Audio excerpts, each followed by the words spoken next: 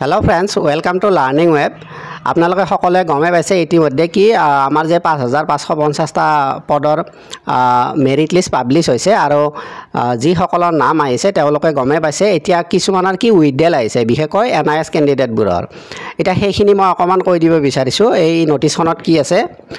this is for information of the following candidates mark as NIS withdrawal physical document verification pending আপোনালোকৰ কি physical document ভেৰিফিকেশনটো pending আছে বুলি কৈছে আপোনালোকে ভেৰিফিকেশনটো কৰাই ল'ব লাগিব আৰু যিখিনি মানে উইথড্ৰল ক্যান্ডিডেট আছে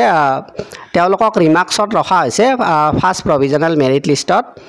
আৰু আপোনালোকৰ ইয়াত নাম আছে আপোনালোকে ওয়েবসাইটত এইখন পাই যাব কিন্তু কেনেকৈ কি কৰিব লাগিব সেইখিনি মই কৈ দিছো চাব শেষত আছে আপোনালোকৰ মই এইখিনি শেষৰ ফালে দেখাই দি আছো আপোনালোকৰ ডেটটো আছে কি 19 তাৰিখ 19/9/2025 এইটো তাৰিখত আপোনালোকৰ কি হ'ব ফিজিক্যাল ডকুমেন্ট ভেৰিফিকেশন হ'ব সময়টো দিয়া আছে 11টা বজাৰ পৰা সন্ধিয়া 4টা বজালৈকে হ'ব আৰু আপোনালোকৰ ভেনিউটি আছে conference hall directorate of elementary education Assam Kahilipara Guwahati আৰু ইয়াত কি কৈছে যি সকল ক্যান্ডিডেটে সেইদিনা কি থাকিব নোৱাৰে মানে যদি প্ৰেজেন্ট নাথাকে তেনেহলে কি হ'ব তেওঁলোকক কেনসেল কৰা হ'ব গটিকে আপোনালোকে কি কৰিব যিবোৰ মানে প্ৰয়োজনীয় নথিপত্ৰ আছে সেই সকলোবোৰ লৈ যাব লগত আৰু ইয়াত কোৱা হৈছে অকল ক্যান্ডিডেটেহে যাব পাৰিব চৌহদৰ ভিতৰত অন্য কোনো যাব নোৱাৰিব হেতু আপোনালোকে চাই ল'ব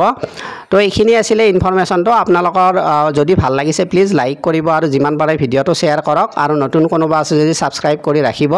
মই এনেকুৱা ইনফৰমেশন দি থাকিম আজিলৈ এৰিছো থ্যাংক ইউ